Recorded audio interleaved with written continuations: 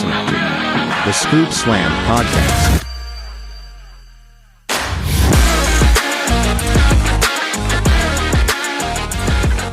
Hello, everybody, and welcome back to the Scoop Slam Podcast. We are back, finally back to some weekly reviews after the huge WrestleMania weekend that we had. We got some Dynamite, some Raw, some SmackDown to talk about. And here to break it down with me, as always, the co-host and the historian of the Scoop Slam Podcast, it's Ryan. Yo, Micah, back at it again, once again, here to scoop it, slam it. And we're talking about a little wrestling this week. It's kind of a slow news week, but jam-packed, a lot of matches.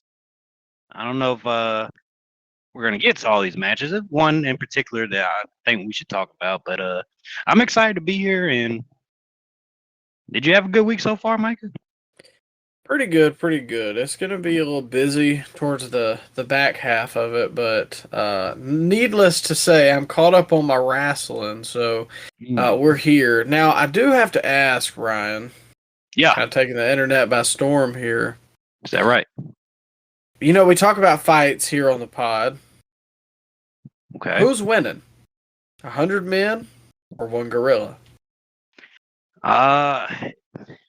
Well, you know, it might be a better question to ask, would 100 gorillas be one Braun Breaker? Because after what we've seen on Monday, Mike, I think my money would be on one Braun Breaker. I think mine would. I might take 5 on one gorilla. That man is, and people keep joking about his spray tan. Oh man! But yeah, I mean he's orange, but I think even if you took the spray tan away, he'd be massive. Pause. Hold up now. Why did it seem like every time he was on camera in a different segment, he was more orange than the last segment? Was he getting more spray tan as the show went on? Did you notice that? He's just got like a tube of like the bronzer lotion and just rubbing it on himself.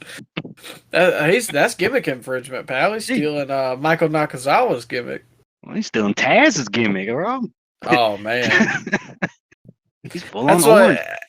It's actually funny you brought that up. I saw a picture on Twitter. I don't know who it was, but it said Braun Breaker fan artist must be in hell because it had a color palette of various segments of him in Raw, and it went from like all the way from like peach to fluorescent orange to tan. Like it was all over the place. But yeah, I don't know who his tanning guy is, but I don't know that I would recommend him. Does it makes him look a little more intimidating, I guess. I mean, I'd rather him look like that than Sting at Starrcade, but... Oh, well. If he showed up like that, he'd probably get kicked out of the group. Or John Cena, for that matter.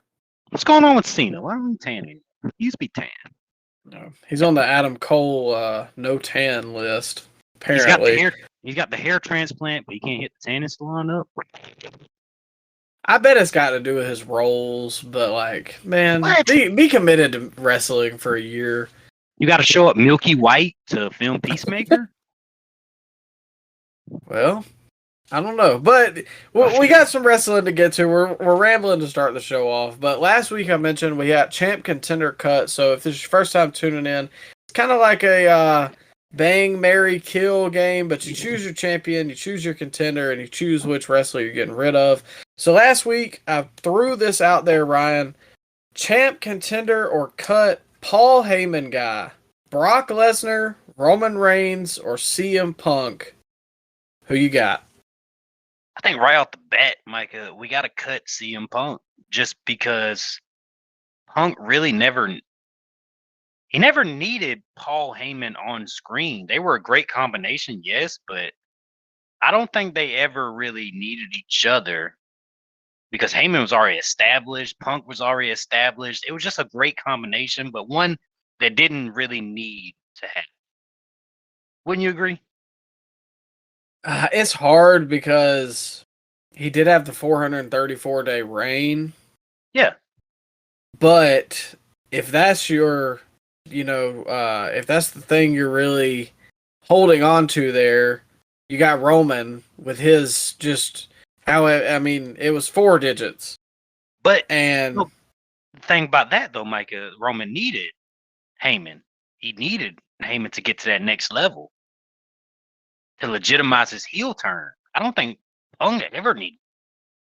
It was a great no, combination. Yeah, but did it need to happen? and I think Brock sorely needed Heyman. Oh yeah, most definitely. It legitimized him on day one when he showed up with Heyman. So, okay, I got your cut, but Ryan, who are you champing and who are you putting at contender? Because I know, despite Brock's legal issues, I know that you think Brock is a potential Rushmore candidate.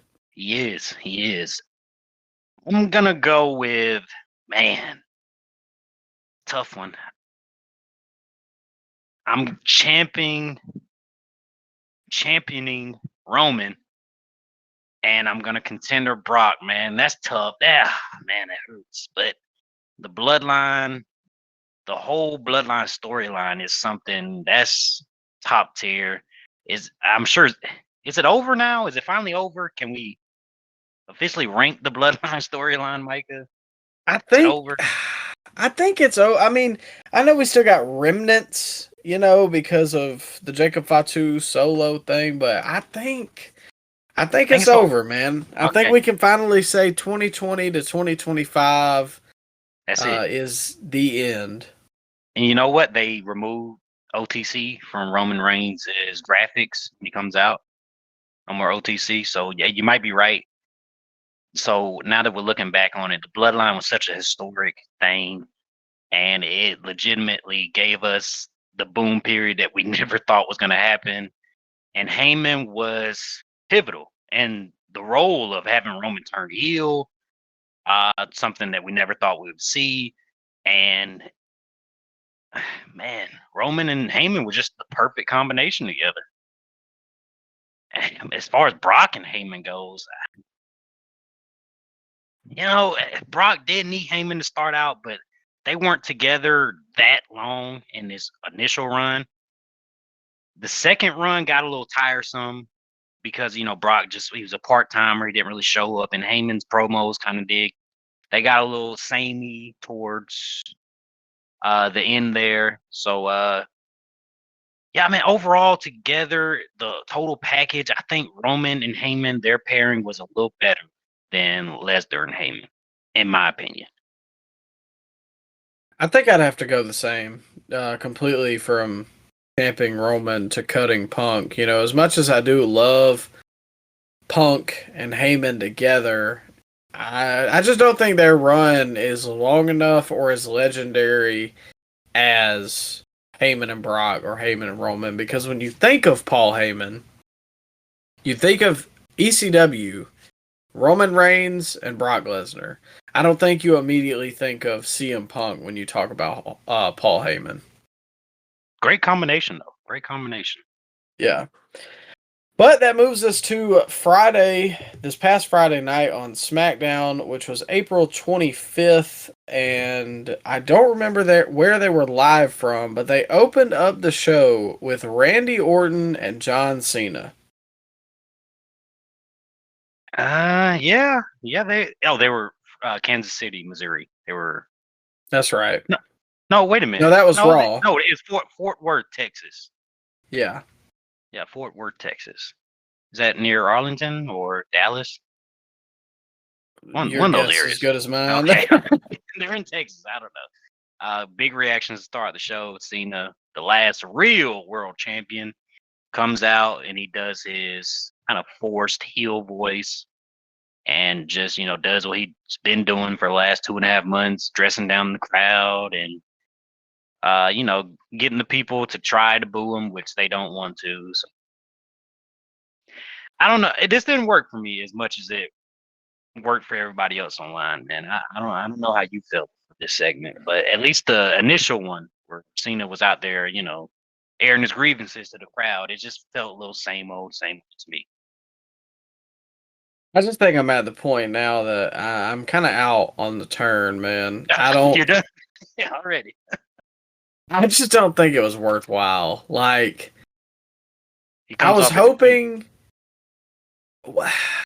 I don't even know necessarily that it's a goof. It kind of feels like we're forced. running circles.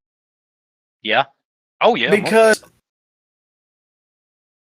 I mean, Cena doesn't Randy until we're like 20 minutes into this promo. And that's kind of been the same thing for Cena over the past couple of weeks is he's mad at the fans, but he's never mad at who he's facing. Like, when we got the actual back and forth between him and Cody, I thought that was great. That's probably one of the best, like, segments of the year, especially of the WrestleMania build.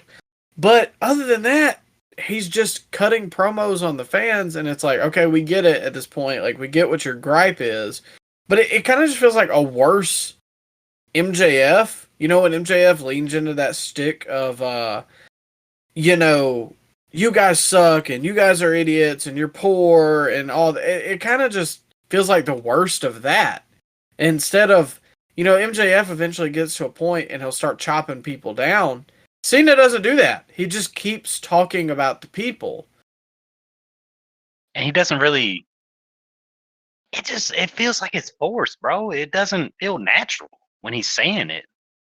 I think it was Ariel Helwani that said on his podcast that it feels like Cena's playing a role. It doesn't feel like he's an actual heel on the show. Like, I don't think it's felt like he's been a genuine wrestler since 2020. Oh man, you saying he's washed up? No, He's going through the motions. but but I mean, how many times have we talked about in the past when Cena would come back here on the pod, like even before he won and turned heel and all that? What was your main gripe about him? He makes all these stupid faces. It feels like John Cena is cast in the role of playing John Cena, and that's dumb. And yeah, I agree. Feels it way sucks. too forced. Doesn't sound natural. And Orton, how did we get to a point where Orton sounds like the more natural speaker? I never thought I would say that. That is the exact thing that I put. Randy was great here. He's having to do all of the legwork, and he's going to keep on having to do all the legwork since Cena isn't going to show up. It's Cena. You know what? Somebody said on a podcast I was listening to that maybe they go down the route. Maybe Cena never came back from the Firefly Funhouse, and this is just somebody else playing the role of Cena. Like he got lost in the Funhouse world. Did you see that? I saw something like that on Twitter, actually, and I'm not out on that idea at this point. Kind everything. The real Cena comes back at SummerSlam. Because my main thing is, I don't see a reason why this is what we should have got instead of just him being a babyface and him beating Gunther and him facing, like, even if we had babyface John versus babyface Randy, that still could have worked as long as both the guys are just in there cutting promos on each other back and forth. I mean, there's plenty of history there to go back on. While the promos will make me want to see this, we both know that the match is going to stink and it's going to be lackluster. Come on now. Oh, come on now. Come on, Ryan. It was bad 15 years ago. You think it's going to be better now? You know what? I enjoyed, I think, 2 matches of theirs. That was the bragging rights match. That was the Iron Man match that they had. And the Breaking Point match, both back in 2009. The Breaking Point match was the I Quit match. So I did like those 2 matches. But yeah, they had a lot of them, man. There was only 2 that I actually liked. I just think to steal something that you use, I think a lot of people have nostalgia glasses on for what they think this is going to be. And now Cena, I don't think has any dates coming up to Backlash. And like I said, Randy's going to have to do the promos.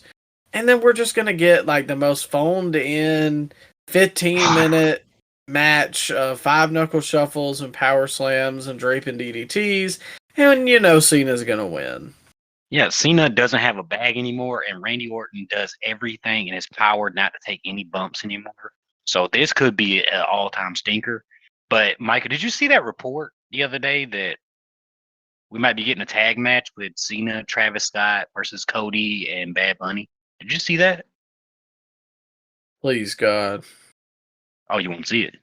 I like Bad Bunny, but I don't know if Travis Scott is ready for that.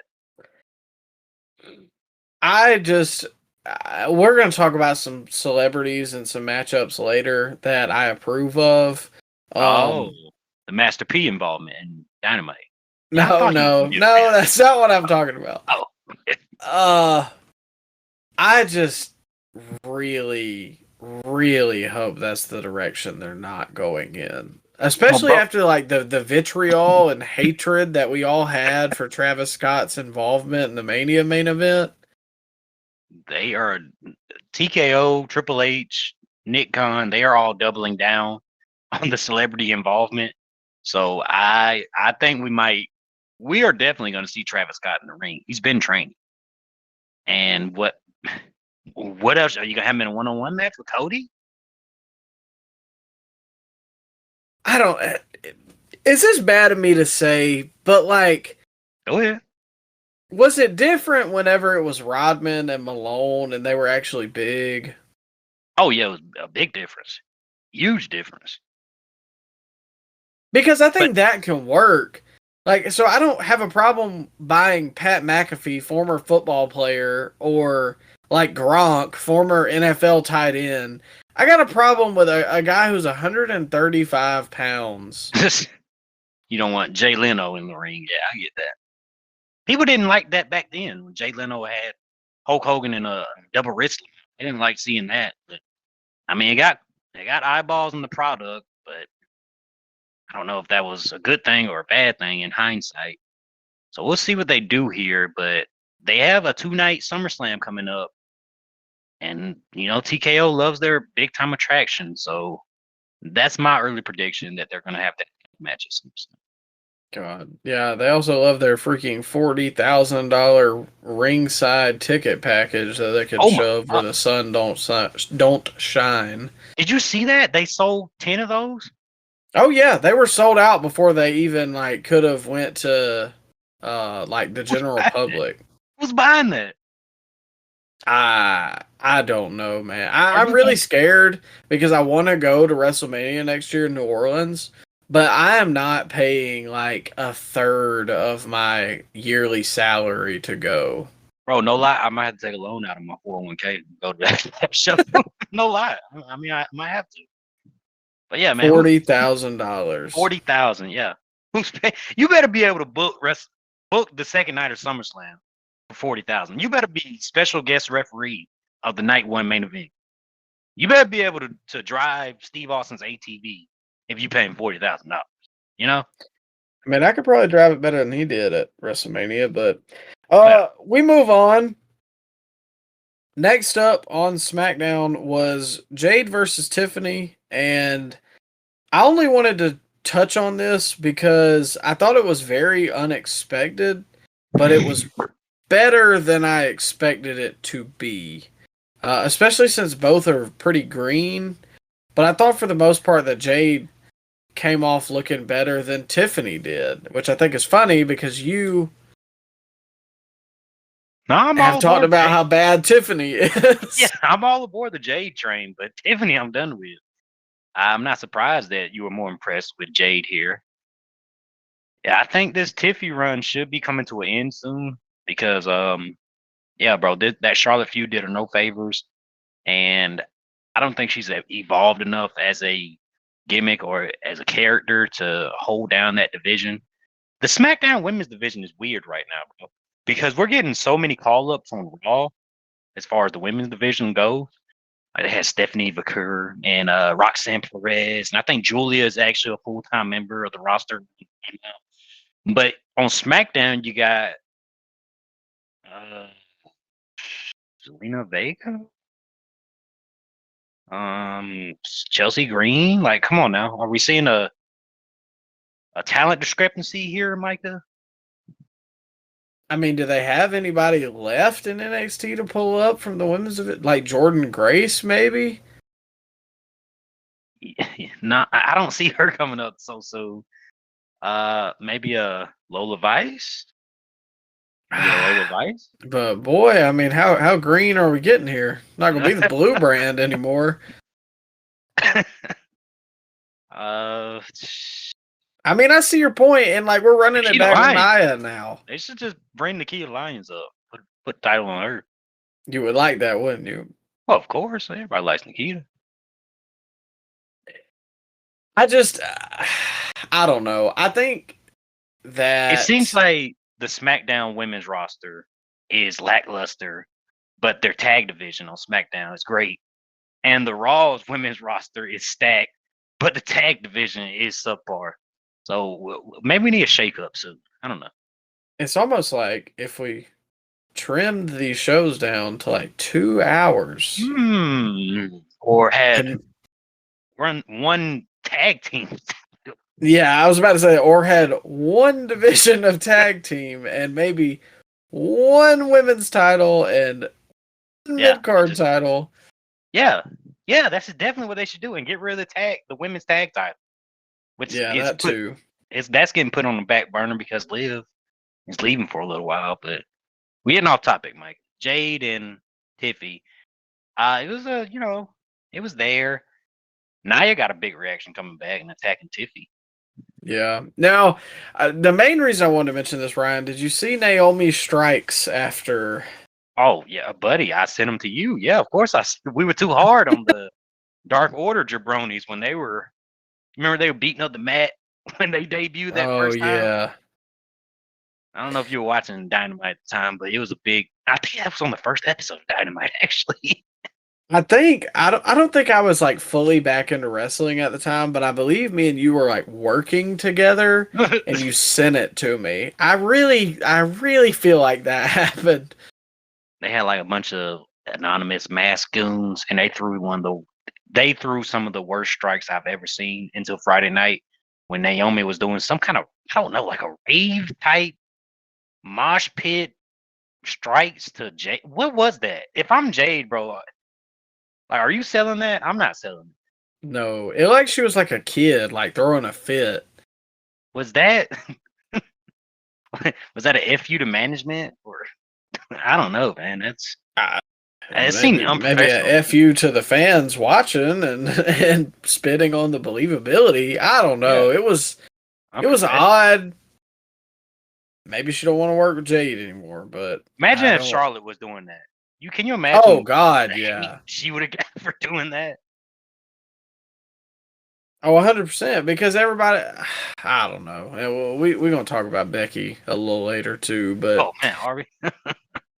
I did want to bring up Jacob Fatu and Solo as well in the ring because I thought that this is obviously sowing seeds of dissension between the two. But I thought LA Knight cut a really good promo here, and it sucks that he's been so underutilized because he feels like a pro wrestler. I mean, he said here in the promo, I don't care about having a great match. I want my belt and I want my rematch. And it's like, wow, like somebody has a brain. Somebody is like serious about this. You know what I mean? Yeah, I don't care about your 5-star classics. I want to win. Like what a concept, you know? They treat it like an actual sport. That, and he's not bad in the ring either. Like I think he actually has good matches. He had one of the best matches at WrestleMania. But you know, I don't want to hear you talk about you want someone online to rank your match well, or we're going to have a banger. I want you to want a top spot. I want you to want a championship because you want more money. Like, isn't that the whole reason that you do this? You know what I mean? People don't go to the NBA because they want to just have the greatest, you know, they just want to have the greatest career of all time, and they want to have really close games, and they want to have cool moments in the games. Like, no, people go to the NBA to make money. They go because they love basketball, And then they get that $50 million max deal, and they go, oh, you know what would be really cool? The $450 million max deal. Yeah, I get you. Yeah. And you don't get paid by the hour, man. I mean, get in there, do your business, beat down your competition, walk out. I don't care about having a close matchup with somebody. I want to win. And I want to win quickly. So I appreciate that by LA Knight. And the mid-card division SmackDowns actually heating up, which, LA Knight didn't have many contenders when he was on top of that division, but now it seems like they got nothing but big-time contenders. They got now Ray Phoenix is on the roster. He could be a credible challenger down the road. You got LA Knight. Drew McIntyre is he's lurking. So I mean the division's heating up, most definitely. Well, I think, and we talked about this on the last episode too. I'm ready to see LA Knight mix it up with guys who can actually go back and forth with him on the mic. That's his forte. And he had another great line here where, Drew was like, if I wanted to bring up a joke, I'd talk about your last title reign. And LA Knight said, I would bring up your last title reign, but I don't think anybody here remembers it. And see, that's the kind of stuff I want to see LA Knight doing, man. He's so talented.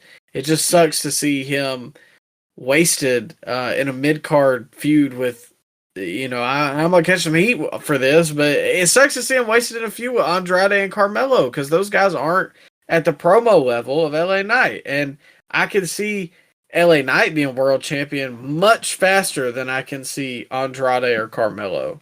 Well, at least he has more challengers now because now you got the emergence of Drew and Aleister Black just came back. SmackDown does have some mid-card talent that I do want to see LA Knight mixed up with, but it's not a lot of guys left. So if they were to switch him over to Raw, that would probably be the best outcome for all parties involved, especially because he can go straight into the main event scene, bro. He would fit right in. Oh, yeah. Which you already brought it up. Aleister Black returned, so I felt like that deserved a mention. Ryan, were you excited? Are you interested to see what happens? You think he's going to be more committed? Yeah, I was excited to see it. I was excited he didn't get Def Rebel because they brought back his old music, which is a big W. I don't know if they're going to keep his music, but first weekend you can't do much better.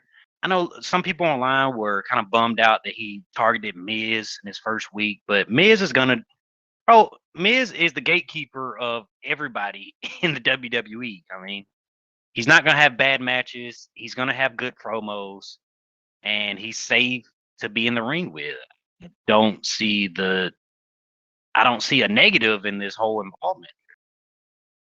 No, I would rather see guys come in and have a kind of a trial run against the Miz and then go on to do something greater. Because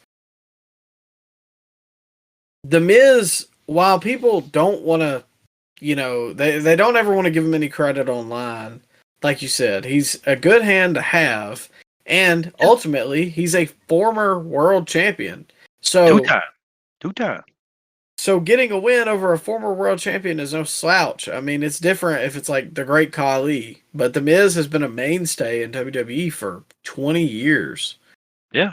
Black came out. He looked good, man. He was clean shaven. He toned up a little bit. He was looking around confused. I think he was confused that there was people in guard camps. Oh, God. I wonder if, he's willing to work singles matches this run or. I think we'll be very surprised. That's what's crazy to me is like, I need to see what happens with these two, especially him and Rusev, because it's like, y'all gave AEW so much like bull crap about, oh, I'm not working singles matches or I'm doing this. So then if they go to WWE and just comply with every demand, as Tony Khan, I think you have to look inwardly and say, I'm getting ran over and I'm getting punked. And that can't happen anymore. Remember the excuse online about Rusev not showing up was, oh, you've been filming a movie. Like that movie lasted 3 years or something. Yeah. Is he gonna be filming another movie soon? He was in short films in Bulgaria for the past 9 months, Ryan. Don't you know? Okay. All right. Well, that brings us to the SmackDown main event, which was, honestly, I'm going to go ahead and just say this. I think this was probably the match of the year so far. Now, that's not exactly a high bar to jump over, but... Whoa. Come on now. You putting this over the triple threat match from night one? I don't know. It's in the run. It at least deserves a nod. I thought this was one of the best TV matches that I've seen in WWE in a long time. Definitely the best SmackDown TV match I can remember since. Do you remember that Solo Sikoa Cody Rhodes steel cage match from last year?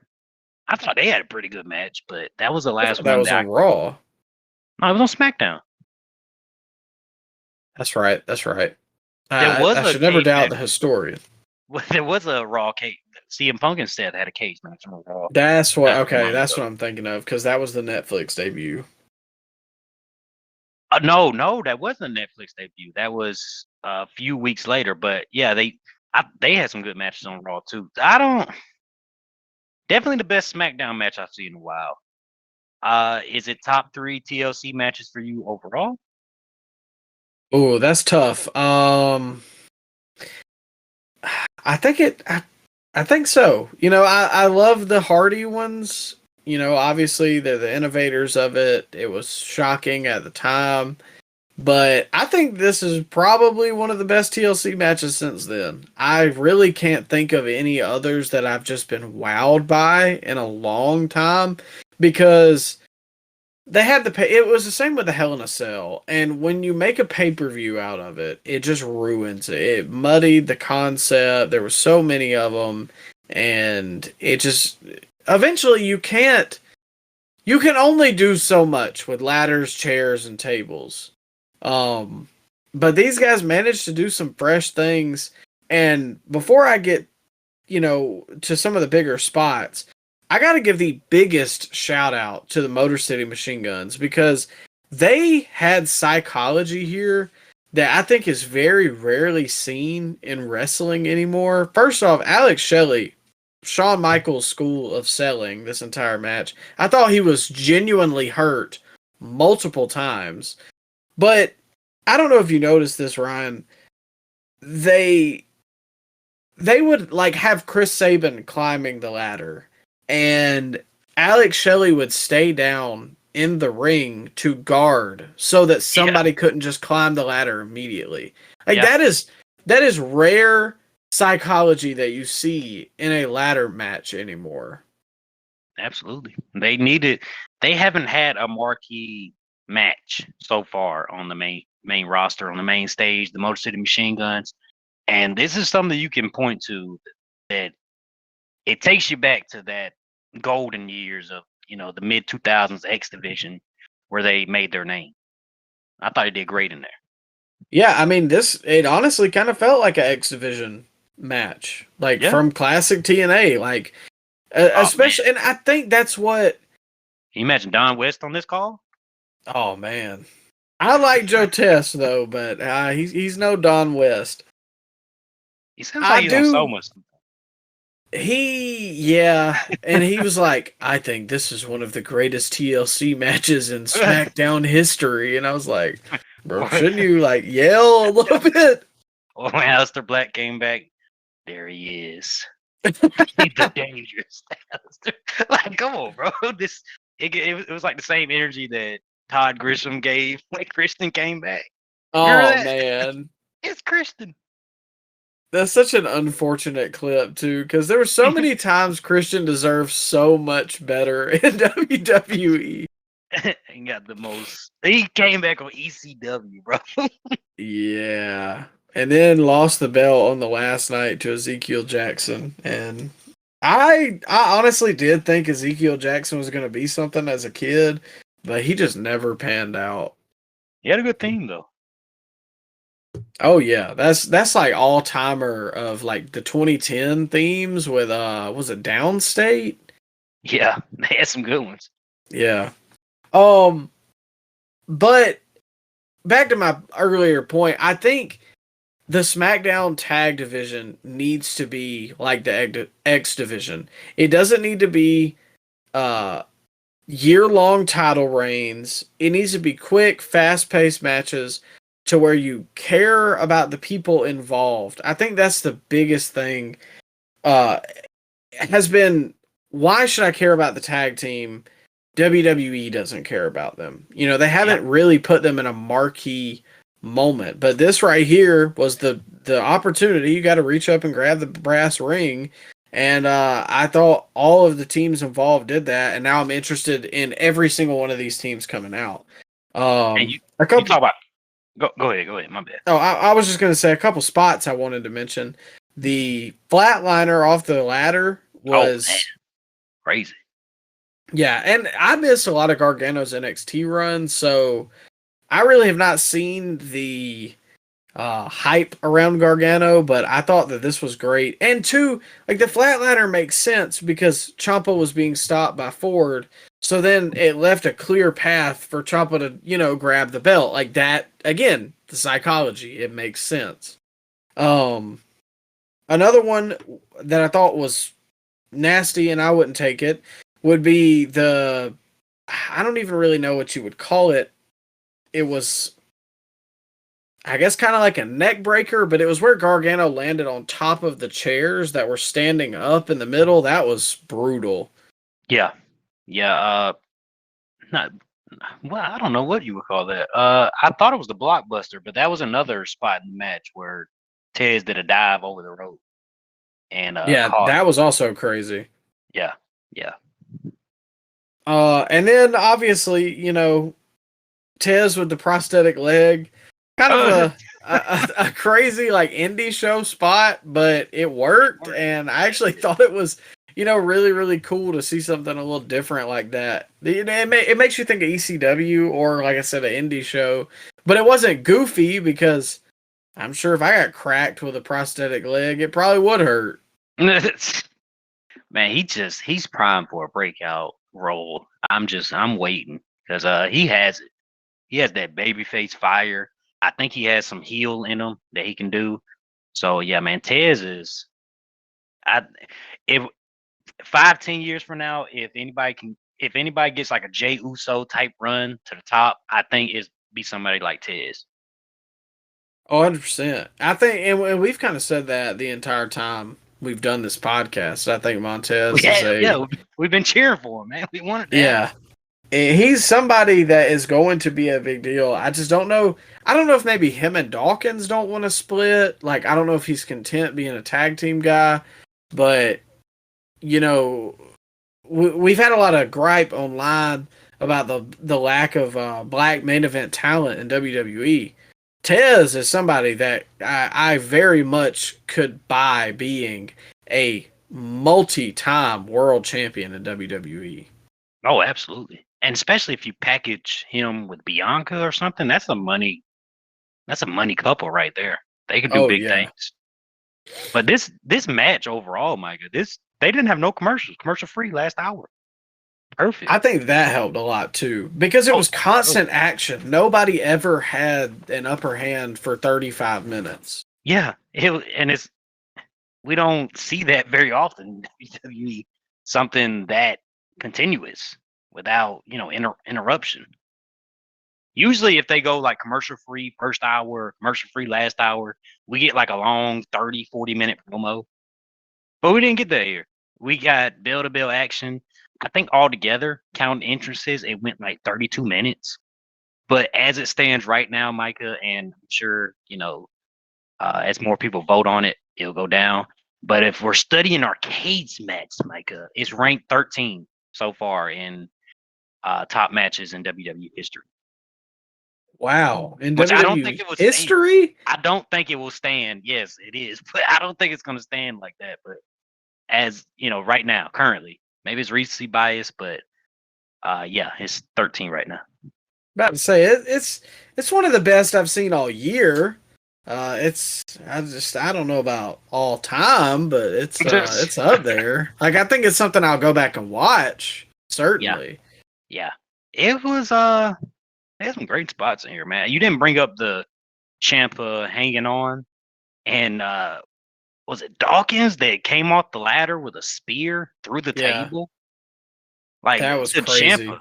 To Ciampa, bro, the guy that has neck problems. I don't know about that, but it was a great spectacle to see. And Motor City Machine Guns had that skull and bones through the table too. That, like, Oh yeah. I was kind of shocked to see Chris Sabin get up on the table. You don't see that's like a WWE 2K thing. You know what I mean? Like nobody climbs up on those tables. So to see that, and then like the way the table broke, Sabin basically just took a flat back bump on the outside. Like it didn't really cushion his fall at all. I thought that was such a cool spot. Like it makes me think of the ladder stuff, which we didn't even talk about. What did Ciampa and Montez do? Oh, he did the white noise through the ladder. Oh yeah. Yeah. There was a lot of great So, stuff I in mean, this match, man. Yeah, there's nothing left to be desired. I thought the winner was correct. I thought, like you said, Montez was probably the MVP of the match. I thought the Motor City Machine Guns came out looking better. Ciampa and Gargano come out looking, to me, the most interesting that they've been ever. And Micah, you said that they should treat it like the X Division, fast paced. They just added Fraxium to the mix.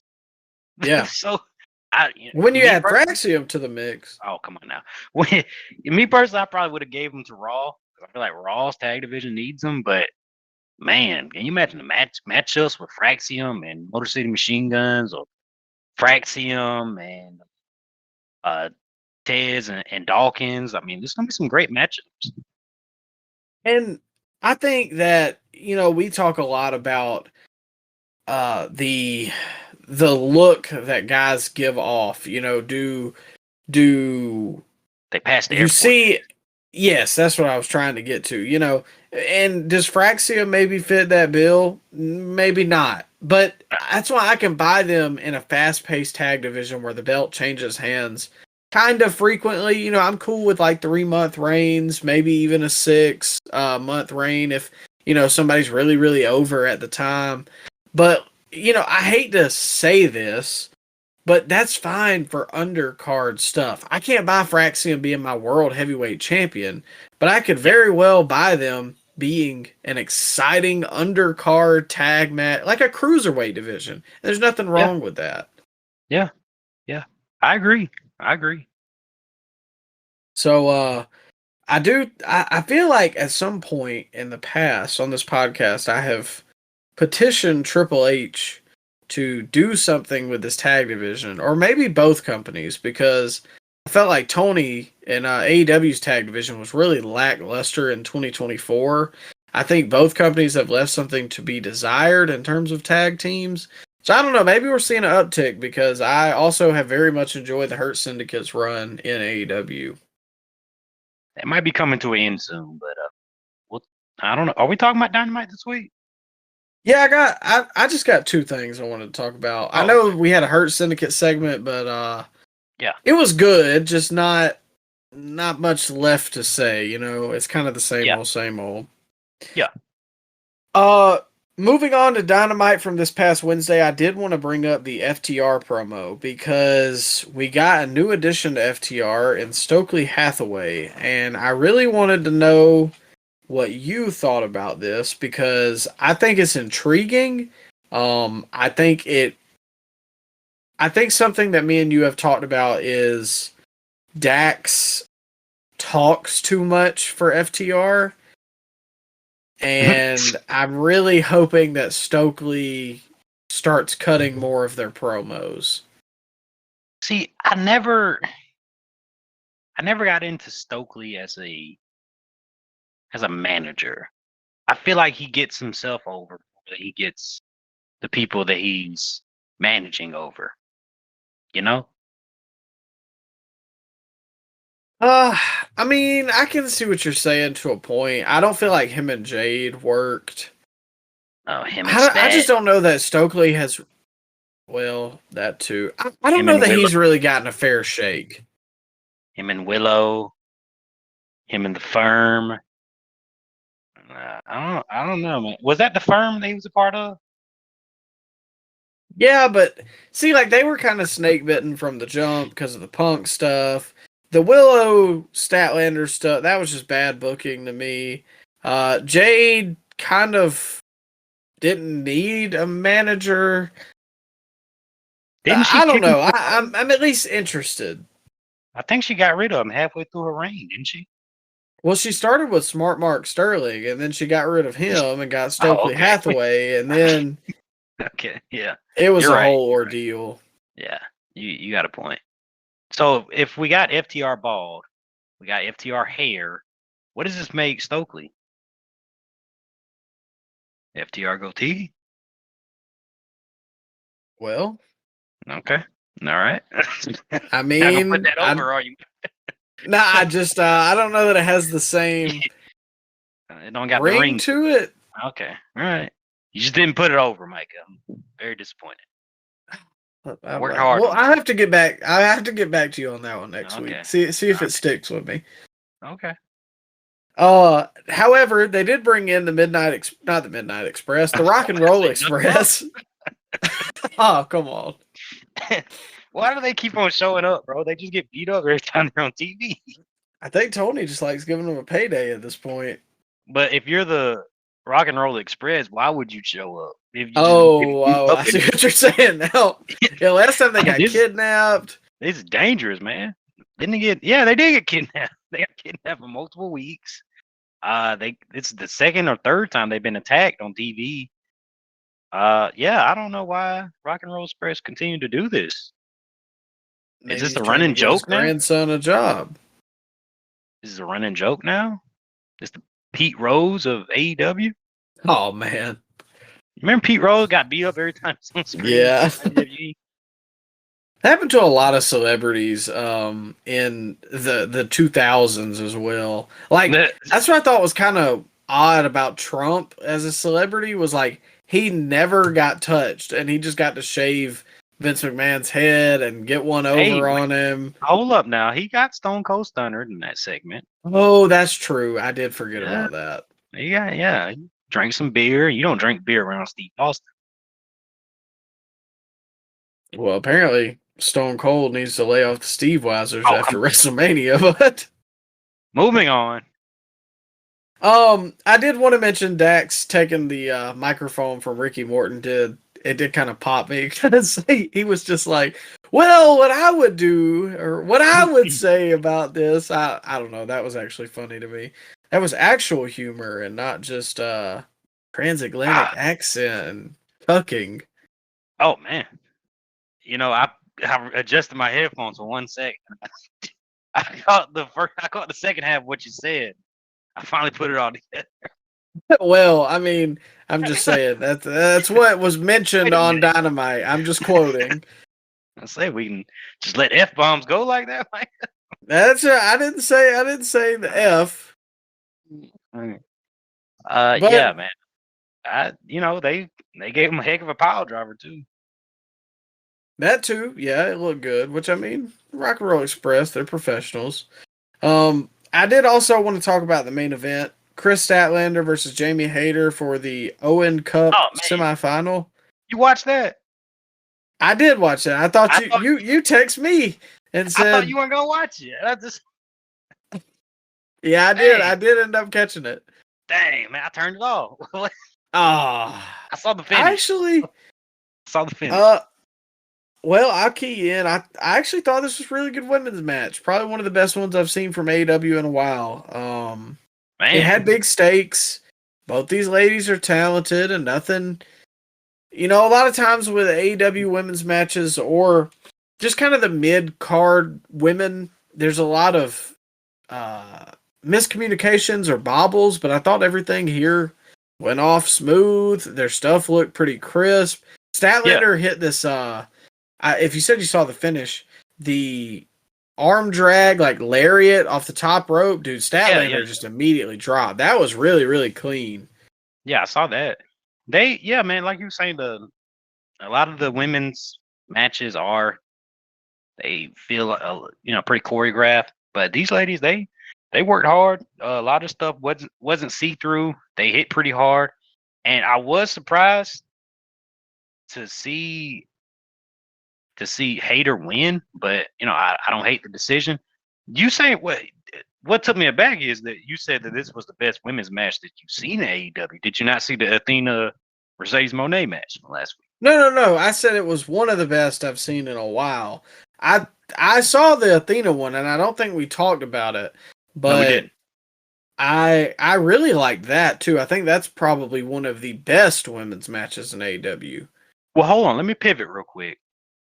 Are you surprised that we're not getting a follow up with that? And it just seems like they're gonna do Mercedes versus Tony Storm.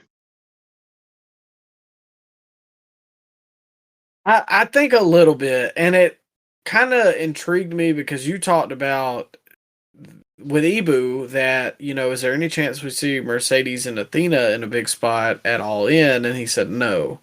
And that's just kind of, it's kind of odd to me because, Tony's very in tune with the internet audience, and I have heard that Athena has been Women's Wrestler of the Year from a couple, people online that have seen this Ring of Honor run and say she's doing some of the best work. And then I ask, why is she not on Dynamite more often? It makes no sense because she started out on Dynamite and then it was like they were disappointed with her or something, and she's been stuck in Ring of Honor ever since. Yeah. Yeah, almost like she doesn't, I don't know, she has heat with people in the locker room. I don't know. It's weird because I thought they were going to go with a multi-match program with Mercedes and Athena, but it doesn't seem like they're going in that direction anymore. I think maybe I do think we see it again this year. I think they've got to get the Ring of Honor world title off of Athena first, but I don't know, maybe Mercedes or maybe Athena is eventually the one to dethrone Mercedes before, but we've got to make Athena titleless before that. Let me ask you this. Do you think it's a possibility that Athena cost Mercedes the match with Hayter? We get Hayter and Storm, and then we get Athena and Mercedes? You think there's a possibility? Or do they really don't really do that in AEW as far as like tournaments go? They keep it away from the run-ins and stuff like that, Yeah, they try to, but I don't know with the Owen. I could see something like, I actually think that would be probably the best direction they could go in. Because then you can have two pretty marquee women's matches building into All In with, like you said, Athena and Mercedes and Hayter and Tony Storm. I don't really think there's any bigger women's matches you could book. Like Willow's probably in there somewhere because I think she's great. But I mean, are there any other stars that they have? And that was something else I wanted to mention. It's good to see Jamie Hayter get some momentum again because she was somebody that people were really looking forward to her returning, and they iced her though. They iced her for months. They brought her back on the pre-show. This could have. I mean, she was red hot when she came back, but then she was in that weird feud with I think Paige. And was she feuding with Paige on like Collision or something? She was feuding with Julia. What? I was gonna say, I really can't comment because I didn't watch it. Okay, all right. I think it's on Collision, so nobody watched it. But yeah, they cooled her off a lot, man. I mean, it's good to see they're heating her up again, but is it too little, too late? I don't think she's gonna get cheered like she would have months ago when she came back, especially if she goes up against Tony Storm. They love Tony Storm, man. And this is kind of an interesting topic because it ties in with the Charlotte stuff that we've been talking about. People get real pissed off about Charlotte coming in and immediately going to the championship. And I can somewhat reason with you on that. But at the same time, the best time to insert somebody into something where they're going to have a ton of momentum is the return. Charlotte has been gone for a long time. She is a big star. So it's, oh my God, yay, we get to see Charlotte again. Same way with Hayter. And AEW has this thing, man. They love to just absolutely bring everybody to the bottom and then bring them back up. Whereas if you just would have put her immediately in a feud with Toni Storm, it could have been great. Yeah, I agree. They do that way too much. Like, if you got a hot hand, you go with the hot hand. Don't wait around. Remember they did that with the Acclaim. With who? The Acclaim. Do you remember that? Oh, yeah. Because then they waited like a week later, and it just didn't click. Or like Megan Bain. You know, where's she been? Yeah. She like basically got established and has looked really, really good, and it looks like a great addition for AEW. And what do? They force her in a world title match where she's just going to get squashed. So now we're on the downhill slide, and now they got to build her back up to that moment. It just doesn't make any sense. If you have a returning star, insert them into the main event scene. Make people care about them. If you have a new star, hold them from the main event scene for a little bit, just like they're doing with Braun Breaker. He's mixing it up with main event talent, but he's not competing for world titles so that he doesn't have to already take a loss. You tell me you don't want to see Speedball Mike Bailey in the world title feud anytime soon, Micah? I don't know how to feel about him. You're out on him already. He has an interesting style, but he's just a little too goofy for me. Yeah, he is. Especially when he talks on the mic. Sounds like he's an anime character. I'm not just ready to throw him out yet, but we'll see. But that brings us to Monday Night Raw. Now, Brian, do you want to break down the Seth Rollins stuff all in one? Get to some of the other stuff first. Yeah, we can break it down all in one because they had multiple segments on the show, and it kept on. I mean, I like when they had multiple segments and they tie it all together because it keeps you interested in the whole show. But no reason we got to split it up here. Yeah. Well, then first I would like to talk about something that I made a TikTok about earlier today. So if you haven't checked that out, make sure you're following us on TikTok at scoopslammedpod. But Pat McAfee cut a great promo on Raw, then eventually called out Gunther and said, I want a match at Backlash, and that's what we got. And much to my surprise, I have seen almost nothing but hate for this match. Wow. Yeah, bro. It was the IWC's 9/11 on Monday night because you had Logan Paul challenging the Yeet Man himself. The 3-move general, Jey Uso. And now you got the quote unquote worst commentator in all of professional wrestling. And, all around bad guy, Pat McAfee, as Gunther's first challenger coming out of WrestleMania. And these are not my words, ladies and gentlemen. I'm a fan of all these people involved in this, but yeah, man, IWC was pissed. Can I ask what? Like, I just don't get the hate behind McAfee other than you may not like his commentating style. And admittedly, I think sometimes he can be a little hokey. But in this promo, and it was 100% babyface promo, I mean, he talked about wanting to be somebody that's remembered for giving back and wanting to be somebody who is loyal or be remembered as somebody who's loyal and stood up for himself and gave back to his communities and made the world a better place when he left. Like, what? Like, why are people like, oh, no, this guy, I just hate him. Like, he said nothing but positive things here. It's crazy, though, because he got nothing but universally cheered when he was on that announce table, proclaiming all that stuff. Nothing but universal cheers. You would think he was the biggest babyface in the company. Yet when you go read the comments on YouTube or comments on Reddit or X, Twitter, whatever you call it, it's nothing but hate. I don't understand it. It truly is the minority. The loud minority is speaking out against McAfee. It's weird, man. I don't know. I've never seen so much hatred for one man. Well, other than I guess Jey Uso, because the internet fans hate Jey Uso. But then hold up now, Logan too. Yeah, but then when they're live, And the people are there, the people that pay money to see this thing, oh, they love him. And Yeah, the people that's buying the merch. and I hate to say this too, but I'm so much more interested in seeing Pat McAfee versus Gunther than I am anything else on the Backlash card so far. Maybe that speaks to how bad the Backlash card is, but I really don't care to see Cena and Orton. I mean, I'll watch it, but it's not drawing me to it. And Logan Paul and Jay is just kind of there. You know what? I don't have a problem with the Logan Paul match either. I think we'll talk about it a little later. But yeah, man, the McAfee, if you can get a reaction like that from a babyface promo in 2025, which is so hard to be a baby.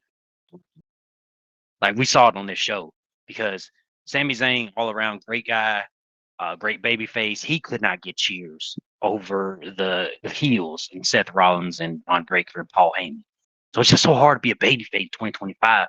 Yet McAfee can go out there and cut an impassioned 2 or 3 minute babyface promo that can get you hyped up for a match, bro. So if a guy can do that, he deserves to be a marquee member of the show, and he deserves to have a spot on the card over, a 15-year indie vet that can't say suey if the Hogs had him,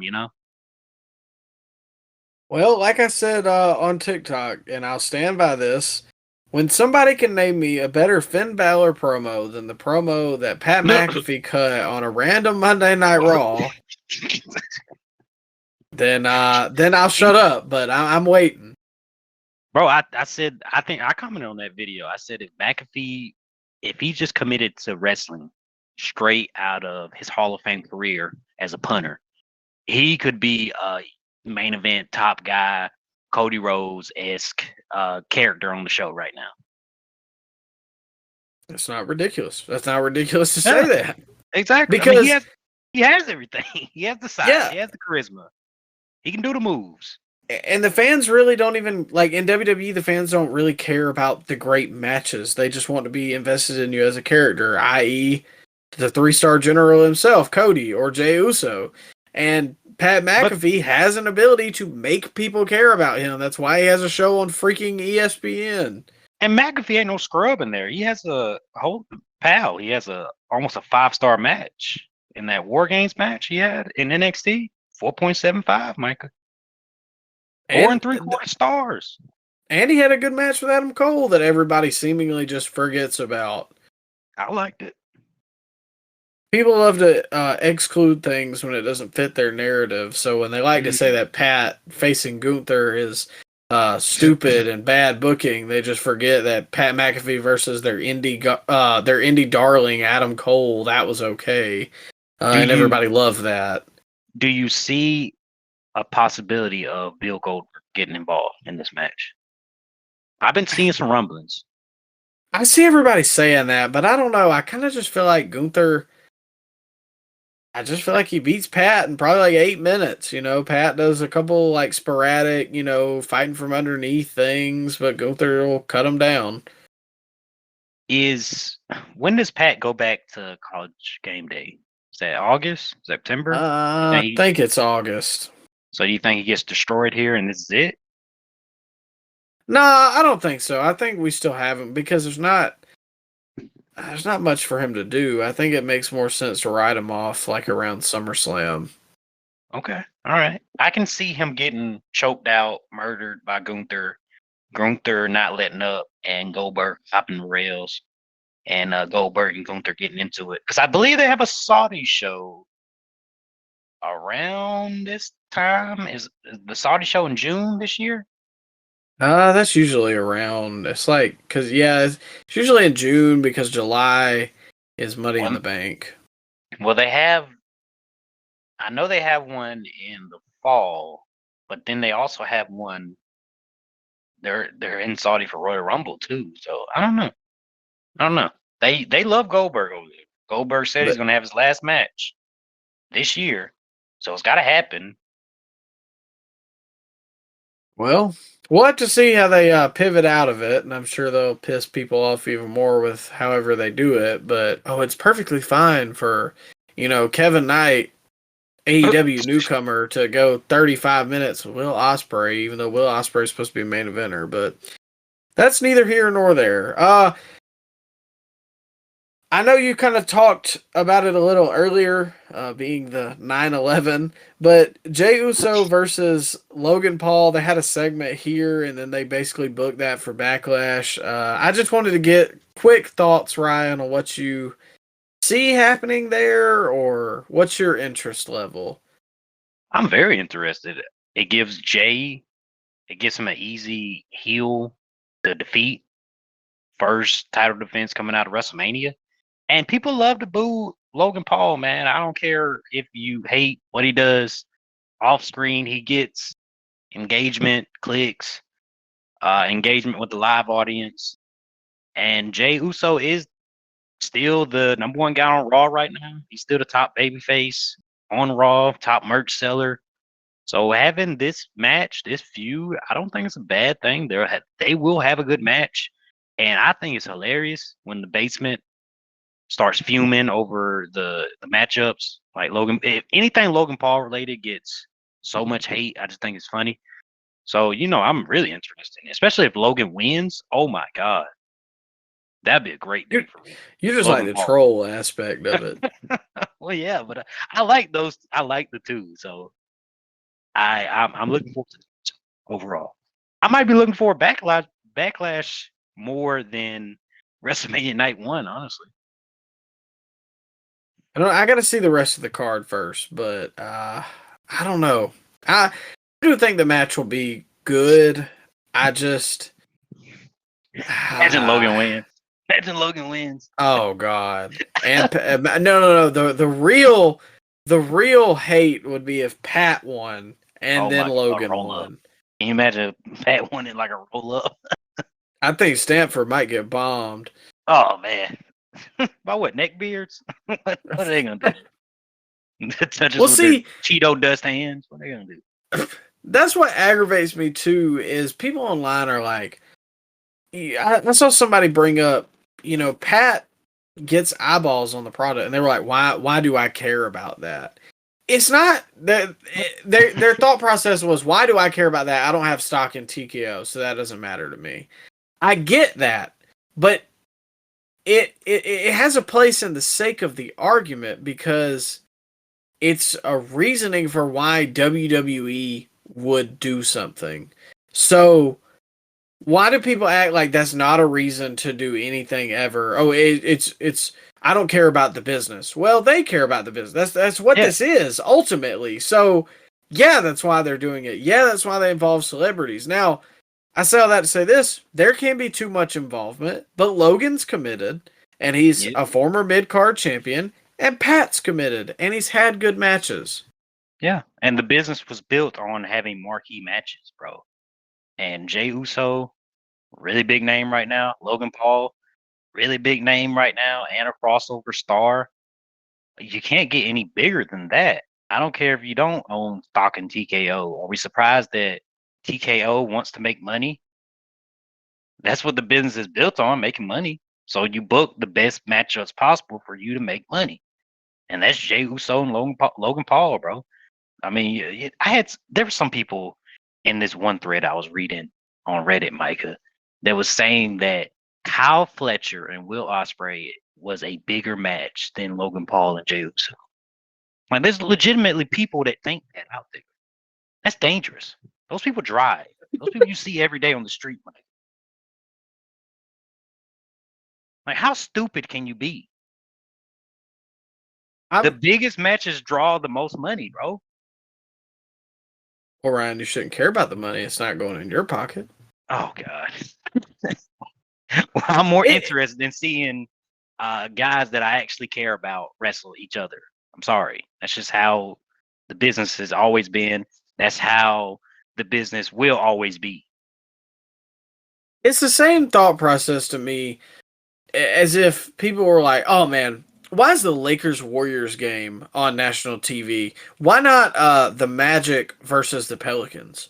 And, like, ultimately, the Magic and the Pelicans and the NBA as a whole does not line your pocket with any money. But I can still go, oh yeah, it makes business sense for them to put the Lakers and the Warriors in primetime because they have LeBron and they have Steph. You know what I mean? Like, how stupid is it for somebody to be like, no, bro, that doesn't matter. Why do I care? You don't have to care, but it's still a fact of why they did it. Yeah, and it just goes back to what Logan Paul. It goes back to what LA Knight said earlier. Not in it for the 5-star bangers. We're in it to make money, bro. And this is gonna make the most money and gonna have the most eyeballs on the product.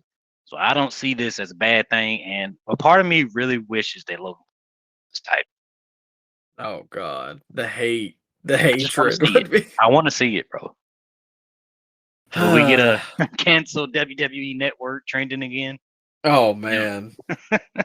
You weren't around for that, bro, but around the time 2015, when Daniel Bryan first came back from his broken neck and got eliminated like 2 minutes into the Royal Rumble, it was trending for like 2 or 3 days. Canceled WWE network. That is so crazy to me that Bryan had that much pull. He has emotion, but it's hilarious though because Roman that's the start of the Roman Reigns hate train because they brought out Rock during that same night that Daniel Bryan got eliminated, and Rock raised up Roman's hand, and Philadelphia just booed the heck out of Rock and Roman, and Rock looked visibly confused when he Oh yeah. like, what's going on here? I think I actually did watch that Royal Rumble. I was getting out of it, but like I think I was morbidly intrigued because my brother was still into it, and I was like, I'll see what happens in the Royal Rumble. And I remember like being like, oh, Roman, and then The Rock just had this look of like, they're booing me. Bro, that was one of the worst book rumbles of all time. They had the two guys that nobody wanted to see at that point, Big Show and Kane, eliminate the biggest stars in the match, like so unceremoniously. Like Dolph Ziggler just got dumped out like nothing. He was super over at the time. Bray Wyatt got dumped out like nothing, super over. Dean Ambrose, he wasn't boxing, got dumped out like nothing. And like I said, Bryan got eliminated within 2 minutes. And then, of course, you got to make Roman look strong. So he eliminated Big Show and Kane and eliminated Rusev. And then Rock came out to even the odds. I know we're going on a tangent here, but yeah, how did we get on this, Micah? IWC, nothing down. Yeah, nothing. Making people mad. Cancel WWE Network. Yeah, that's where I was getting at. So well, maybe that we get a brings hashtag. us. Oh, go ahead. Oh, go ahead. Oh, I was gonna say maybe we get a hashtag cancel Peacock. Cancel the cock. Oh man, cancel the cock. That has a nice ring to it. There you A go. better ring than FTR goatee. Hey. I had to get one over on you. But that moves us to the main event of Raw, the Seth Rollins, Sami Zayn segment that kind of went through the entirety of Raw, as we mentioned earlier. I'm really confused because Ryan, does it feel like that the WWE fan base has become really smart over the weekend? They've turned heel, bro. The fans are heel now. You didn't know that? Are they heel because? But like, why? Like, what? I mean, I expected Cena to get cheered at WrestleMania. It's not even that. Becky got cheered when she beat up Lyra. Sammy got booed, and they wanted him to get speared one more time. Man, there's been a lot of instances where the heels are getting cheered way over the baby faces. Maybe that's the problem with Levesque's booking, Micah. I don't know. Do you think it's because they book the heels better, or is it because they are slapping us in the face with how fake this all is, and so now you just cheer for who's cool? Well, I think it's a little bit of both. I don't know how they're gonna get Braun Breaker and Seth Rollins booed. Maybe you do something heinous, like what would you even do, Micah? How can you? I think you got to change the music first off. People like the karaoke too much, man. Yeah, they do. So because that was my first thing, and I texted you that night, was they've got to change his music. The people are singing along, and then he comes out. He didn't feel any different at the beginning of the night than he has for the past 5 years that I've been back into this. To my Seth? Yes, like he just came out. I am a visionary. I'm a revolutionary. Welcome to Monday Night Rollins. Like, how many times have we heard that? And the fans eat it up like starving children. But I don't understand why they think that was going to pass for a heel turn. They got to get Heyman to talk a little more for this group, because I was very disappointed that Seth came out and started yapping. And I think Heyman could have probably turned this crowd. But yeah, man, the presentation of Braun is different. Which I think is a positive, but I think there's such a groundswell for Braun at this point. Like, I don't know. I think people coming out of WrestleMania wanted to cheer Dom, but they also want to cheer Braun Breaker now. So to see him aligned with Seth, he's still this fascinating athlete that you have to pay attention to. But like you said, I think Heyman needs to talk. He does. They just wait. I don't think Heyman got any promo lines in that opening segment. Maybe if they had like a Grayson Waller to this group, maybe they'd get them booed. Oh man, I don't know if he fits in personally, but everybody hates Grayson Waller. Why not? Or a Theory, maybe. See, I don't think Theory would get booed like that. Yeah, that's true. Oh, Logan Paul and Pat McAfee. My God. Wait, no, can't add Pat because he gets cheered. Yeah, too big of a baby face. Yeah, Logan definitely. He's the only one getting booed nowadays. Yeah, but I think that actually comes from a place of like not. I don't think that one's just in on the joke. I think it's this guy's a scumbag. But I think the biggest thing is Seth needs to take a page. Well, but I think he needs to take a page out of Chris Jericho's book from his 2007 heel turn. Oh, yeah. Because Jericho was very reliant on that Ayatollah of rock and roller, and I am the Millennium Man. I am Y2J. And then when he came back in 2007, it was, very slow in the world at what I do. Yeah, it was melodic, like this just methodical paced promo that was completely different. Yes, and that's what Seth needs. Like, this needs to feel different. I don't need the revolutionary, visionary, airy, whatever. I need Seth Rollins. Not even Seth freaking Rollins. We got shades of him going back to that Monday Night Messiah type persona that he had, which I think is underrated. If they had live audience at the time, I think it would have worked a lot better. But yeah, we had shades of that here. Did you catch when Rollins did a little throat slash gesture? Did you catch that? A lot of people were thinking maybe a Rock reference. Are we working ourselves into another shoot with the Rock? Get our hopes up. I'm over it, man. Until I see him. It's over. Yeah, especially because he's doing that new movie with the Smash Machine. Bro, which actually looks pretty good. I was going to say, if it gets Oscar nominations, stuff like that, man, we may never see Rock in another match because he may just be. Yeah, it might be. I'm serious, bro. Because why would he even risk, turning down any roles at that point? Yeah, I mean, especially if it's something he's passionate in. Which I heard he took like a year of MMA training for this movie. Yeah. So yeah, he has a movie with Scorsese coming out too.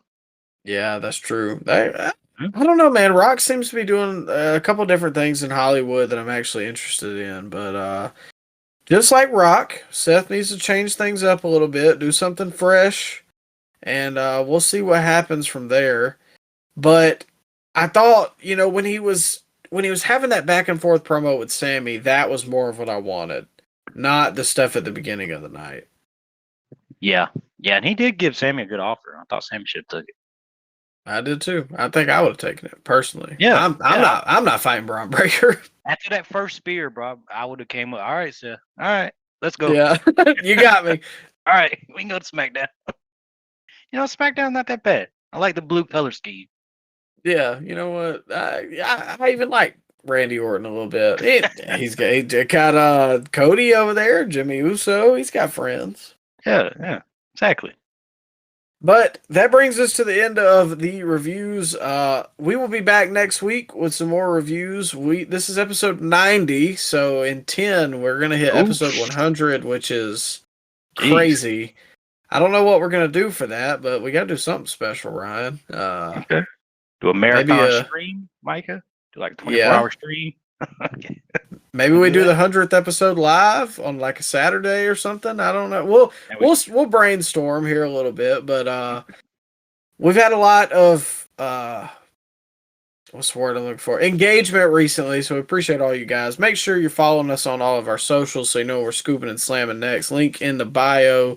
Like I said, TikTok, Instagram, Facebook, Twitter, we're on all of them, so check us out everywhere. Share us with your friends. We hope you had a great weekend. Take care of yourself this weekend. Have a good one.